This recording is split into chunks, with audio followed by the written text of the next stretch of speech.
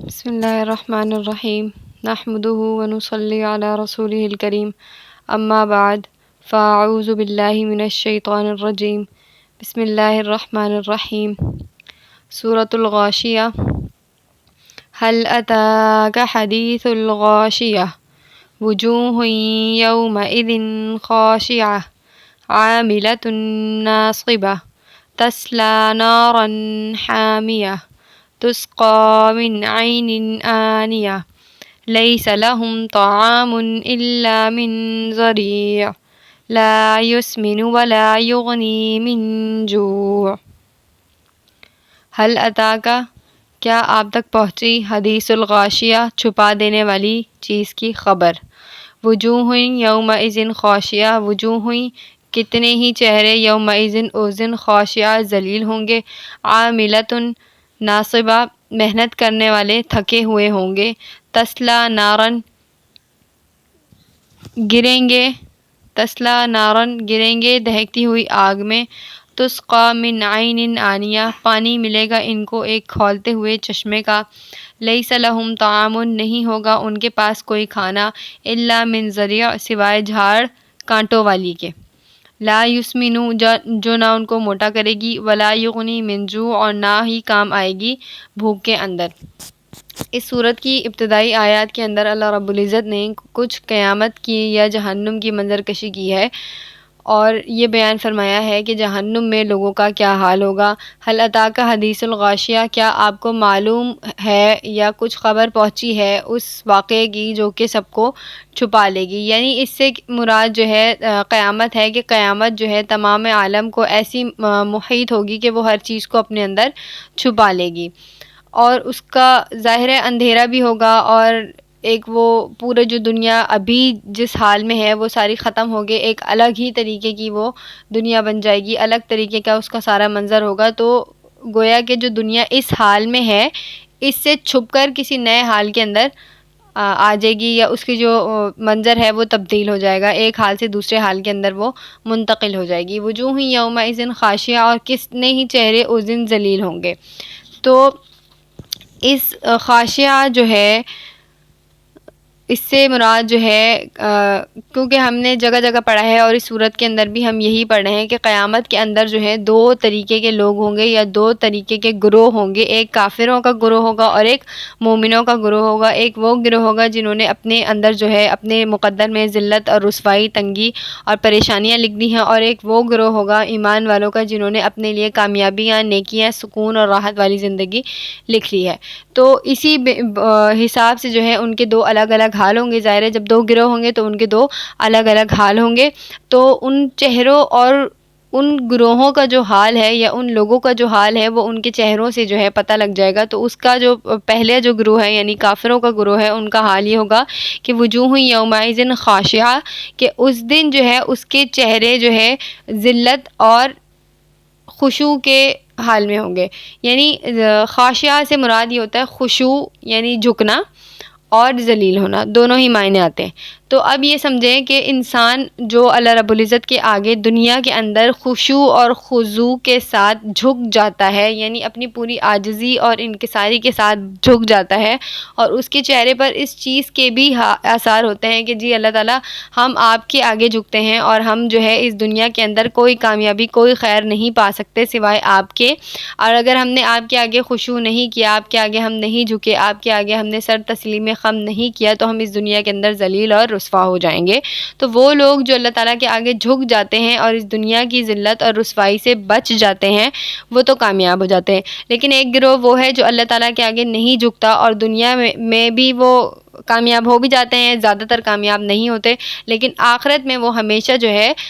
دائمی ذلت اور دائمی رسوائی وہ اپنے لیے مقدر کرتے ہیں۔ تو یہاں یہی مراد ہے کہ وہ لوگ جو اللہ تعالیٰ کے آگے دنیا میں نماز میں خشوع اور خضوع کے ساتھ نہیں جھکتے اور اپنے اندر جو ہے اپنے چہرے پر ذلت، پستی اور عاجزی کے آثار نہیں لاتے، اپنے وجود پر طاری نہیں کرتے، تو وہ آخرت میں کیا ہو جاتے ہیں، ذلیل ہو جاتے ہیں اور رسوا ہو جاتے ہیں، اور وہی جو ہے ان کا ہی جو ہے اللہ تعالیٰ نے حال بیان فرمایا کہ وجوہ یومئذ خاشعہ، کہ ان لوگوں کا حال جو ایسا ہے کہ وہ ذلت اور رسوائی سے تھکے ہوئے ہوں گے، ان کے چہروں کو ان پر جو ہے ان کے چہروں کو ذلت اور رسوائی نے ڈھانپ لیا ہوگا اور چہرے پر ذلت اور رسوائی کے آثار نمایاں ہوں گے۔ دوسرا اور تیسرا حال اللہ تعالیٰ نے بیان فرمایا ہے عاملۃ ناصبہ۔ عاملہ کے لفظی معنی ہے محنت کرنے والے کے،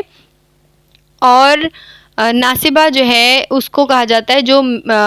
تھک چکا ہو نا، محنت اور مشقت کر کے تھک چکا ہو۔ تو عمل کرنے والے، محنت کرنے والے کا مطلب ہوا عاملہ کا، اور ناصبہ وہ مطلب ہوا کہ جو محنت کر کے اور مشقت کر کے تھک چکے ہیں۔ تو اس سے یہ جو ہے اس کا جو مطلب یہ حال جو ہے وہ دنیا کے اعتبار سے حال ہے، جو وجوہ یومئذ خاشعہ والا حال تھا وہ آخرت کے اعتبار سے تھا کہ ان کے چہروں پر ذلت اور رسوائی نمایاں ہوگی، اور عاملۃ الناصبہ والا جو حال ہے وہ دنیا کے اعتبار سے ہے کہ انسان جو ہے بہت محنت کرتا ہے، بہت مشقت کرتا ہے اور کوشش کرتا ہے کہ اللہ تعالیٰ کو راضی کر لے، لیکن کیونکہ اس کا طریقہ غلط ہوتا ہے، اس کا راستہ غلط ہوتا ہے، تو وہ اپنی محنت میں، اپنی مشقت میں تھک چکا ہوتا ہے، لیکن اس کو کچھ کیا ہوتا ہے، حاصل نہیں ہوتا۔ یعنی دنیا کے اندر دو طریقے کے لوگ ہیں نا، کہ ایک اللہ تعالیٰ کو جو ہے پانا چاہتے ہیں اور پا رہے ہیں اور اس راستے پر چل رہے ہیں جو اللہ تعالیٰ نے خود بتایا ہے، تو وہ بھی اس میں محنت کر رہے ہیں اور مشقت کر رہے ہیں، اپنے آپ کو تھکا رہے ہیں، اس میں تھک رہے ہیں، لیکن ان کا کیا حال ہوگا کہ وہ کامیاب ہوں گے۔ اور ایک گروہ لوگوں کا ایسا ہے جو اللہ تعالیٰ کو واقعتاً پانا چاہتے ہیں، لیکن ان کا جو طریقہ ہے وہ غلط ہے، وہ صحیح راستے پر نہیں چل رہے۔ تو ظاہر ہے جب اللہ تعالیٰ نے خود کو پانے کا ایک طریقہ اور ایک راستہ بتایا ہے، اگر ایک بندہ اس پر نہیں چلے گا تو وہ اللہ تک نہیں پہنچے گا۔ جیسے کہ حضرت عمر فاروق رضی اللہ عنہ کا ایک بڑا واقعہ ہے، حضرت حسن بصری رحمۃ اللہ علیہ سے روایت ہے کہ وہ جب ملک شام میں تشریف لے کے گئے تو ایک نصرانی راہب تھا جو آپ کے پاس آیا، اور وہ بہت زیادہ بوڑھا ہو چکا تھا اور اپنے مذہب کی عبادت اور ریاضت اور مجاہدے اور محنت اور مشقت میں لگا ہوا تھا، اور اس کا مقصد یہی تھا کہ وہ اللہ تعالیٰ کو پا لے، اور اس محنت میں یعنی اللہ تعالیٰ کو پانے کے لیے، اللہ تعالیٰ کی رضا کے لیے اس نے اپنا مطلب بہت برا حال کیا ہوا تھا کہ اس کا لباس پھٹا ہوا تھا، چہرہ جو ہے اس کا بگڑ چکا تھا، اور اس کا بدن بالکل خشک اور بدحیت سا ہو چکا تھا۔ جب حضرت عمر فاروق رضی اللہ عنہ نے اس کو دیکھا تو آپ رو پڑے اور کہنے لگے، مطلب جب سب نے پوچھا کہ آپ کیوں رو رہے ہیں تو آپ نے ان سے جو ہے لوگوں نے جب ان سے رونے کا سبب پوچھا تو انہوں نے جواب دیا کہ مجھے اس بوڑھے کے حال پر رحم آتا ہے کہ اس بیچارے نے اپنے اس مقصد کو پانے کے لیے اپنی پوری زندگی ختم کر دی، بڑی محنت کری، بڑی جانفشانی کی، مگر کیا ہے کہ وہ اس کے مقدر میں نہیں ہے، وہ اس تک نہیں پہنچ سکے گا کیونکہ اس کا راستہ غلط ہے۔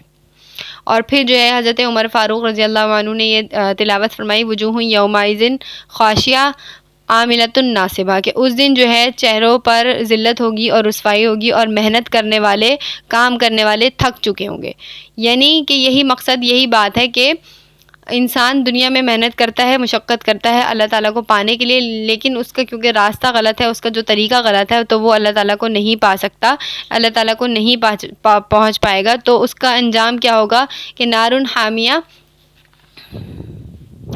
تسلا نارن حامیہ، کہ وہ گریں گے دہتی ہوئی آگ میں، کیونکہ ان کا راستہ غلط ہوگا، ان کا طریقہ غلط ہوگا، تو وہ جو ہے آگ میں پہنچ جائیں گے۔ اور وہ آگ کیسی ہوگی کہ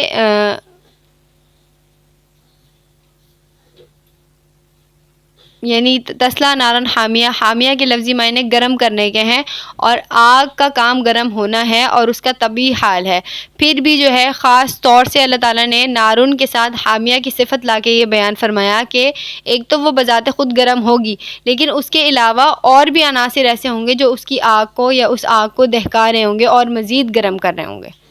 یعنی جیسا انسان کا دنیا میں حال ہوگا، جیسے اس کے اعمال ہوں گے، آگ میں تو وہ جائے گا، آگ میں تو وہ پہنچے گا، لیکن جیسا اس نے زندگی گزاری ہے، جیسا اس نے زندگی میں عمل کیے ہیں، اس اعتبار سے اس آگ کی جو شدت ہے یا اس آگ کی جو تپش ہے وہ بڑھتی جائے گی۔ یعنی حامیہ سے مراد اس کے وہ اعمال ہوں گے جو اس آگ کو اور زیادہ دہکا رہے ہوں گے۔ حامیہ کے لفظی معنی گرم کرنے کے ہیں، ٹھیک ہے، اور نارن کا وصف ہی یہی ہے، اس کی صفت ہی یہی ہے کہ وہ آگ ہے اور وہ جلنے والی ہے۔ تو حامیہ سے مراد یہاں پہ وہ اعمال ہیں جو اس آگ کو اور زیادہ مزید تپانے والے اور زیادہ مزید دہکانے والے اور زیادہ مزید گرم کرنے والے ہوں گے۔ آگے ان کے جو ہے کھانے کا بیان فرمایا، تسقیٰ من عین آنیہ، ملے گا ان کو پانی ایک کھولتے ہوئے چشمے کا۔ یعنی ایک پانی تو ایک طریقے سے وہ پانی تو کیا ہی ہوگا، وہ بھی ایک عذاب ہی ہوگا، کہ روایات کے اندر آتا ہے کہ جو جہنمیوں کو پانی دیا جائے گا تو وہ ایسا گرم اور کھولتا ہوا پانی ہوگا کہ ان کی جو پیٹ کی آنتیں ہیں وہ گل سڑ جائیں گی اور جل بھن جائیں گی، جھلس جائیں گی۔ اللہم حفظنا منہ، اللہ تعالیٰ ہمیں ان میں سے نہ بنائے، اللہ تعالیٰ ہمیں ان میں سے نہ بنائے، اللہ تعالیٰ ان میں سے نہ بنائے۔ لیس لہم طعام الا من ضریع، اور ان کو وہاں کھانے کے لیے کچھ نہیں ہوگا سوائے کھاردار جھاڑی کے۔ ضریع جو ہے دنیا کے اندر ایک جھاڑی ہوتی ہے جس کو جو ہے وہ مطلب خود ہی نہ وہ کسی پانی سے اگتی نہ وہ کسی جگہ سے اگتی، کڑوی کسیلی وہ ایک جھاڑی ہوتی ہے۔ تو دنیا کی جو جھاڑیاں ہیں اور آخرت کی جو پھل پھول درخت پانی نہریں شہد، وہ دنیا کے اعتبار سے آخرت کے اندر الگ ہوں گے، یعنی دنیا میں جو چیزیں ہیں اس اعتبار سے شکل و صورت میں تو مماثلت بھلے وہ رکھتی ہوں گی، لیکن ان کا ذائقہ اور ان کی شدت جو ہے وہ الگ ہوگی۔ تو دنیا کی جو زرعی گھاس ہے اسی سے ملتی جلتی شاید کوئی وہ گھاس ہوگی، لیکن اس کا ذائقہ اور اس کا جو کڑواہٹ ہے وہ دنیا سے کئی گنا درجے بڑھ کر ہوگی۔ یعنی کہ دنیا میں جو کھانا جہنمیوں کو جو کھانا ملے گا وہ کسی اعتبار سے بھی کھانے والے نہیں ہوگا، کھانے کے لائق نہیں ہوگا۔ ایک جگہ جو ہے غسلین اور زقوم بیان فرمایا ہے کہ ان کو زقوم اور غسلین ملے گی، یعنی پیپ اور لہو ملے گا کھانے پینے کو۔ تو ان ساری چیزوں کا مقصد اور اس ساری چیزوں کا خلاصہ یہ ہے کہ جہنم کے اندر کوئی بھی ایسی چیز نہیں ہوگی جو راحت والی اور سکون والی ہوگی۔ اگر دیکھا جائے تو پانی جو ہے راحت والا ہوتا ہے، سکون کے لیے ہوتا ہے، لیکن جہنم میں جو پانی ملے گا وہ کسی طرح سے راحت اور سکون کا نہیں ہوگا۔ کھانے پینے کی جو اشیاء ہوتی ہیں وہ بھی اسی طریقے سے ہوتی ہیں کہ بندے کو ذائقہ آئے، مزہ آئے، سکون آئے، وہ اس کا پیٹ بھر جائے۔ تو جہنم میں جو کھانا ملے گا غسلین کی صورت میں ہو، چاہے زقوم کی صورت میں ہو، چاہے ذریعہ کی صورت میں ہو، وہ کسی اعتبار سے بھی ایسا نہیں ہوگا جو اس کی بھوک کو مٹائے گا یا اس کے جسم کو طاقت بخشے گا یا اس کو توانائی بخشے گا، بلکہ وہ ہر طریقے سے اس طرح سے ہوگا کہ عذاب در عذاب، مشقت در مشقت، یعنی کہ جو بھی کھانا پینا ملے گا وہ اس کی عذاب میں، اس کی تکلیف میں، اس کی مشقتوں میں، اس کی آزمائشوں میں اضافہ کرنے والا ہوگا۔ تو آگے جو فرما رہے ہیں نا یہاں پہ لا یسمن ولا یغنی من جوع، کہ نہ ہی وہ ان کو موٹا کرے گا اور نہ ہی وہ ان کو بھوک میں کام آئے گا۔ تو کچھ مشرکین تھے جنہوں نے یہ فرمایا کہ زرعی کی گھاس کھا کے تو جو ہے ہمارے جانور فربا ہو جاتے ہیں۔ تو اللہ تعالیٰ نے اس بات کی تردید کرنے کے لیے آگے بیان فرمایا کہ جہنم کا زرعی یا جہنم کا کھانا ایسا نہیں ہوگا کہ وہ ان کو بھوک میں کام آئے گا یا ان کو جو ہے فربا کرے گا، بلکہ وہ جیسا کہ میں نے پہلے بیان کیا کہ ان کے لیے مشقت اور آزمائش کے علاوہ وہ کچھ بھی نہیں ہوگا۔ اللہم حفظنا منہ، اللہم حفظنا منہ، اللہم حفظنا منہ، اللہ تعالیٰ ہمیں جہنمیوں میں سے نہ بنائے، اللہ تعالیٰ ہمیں اہل جنتوں میں سے بنائے۔ وآخر دعوانا الحمد للہ رب العالمین۔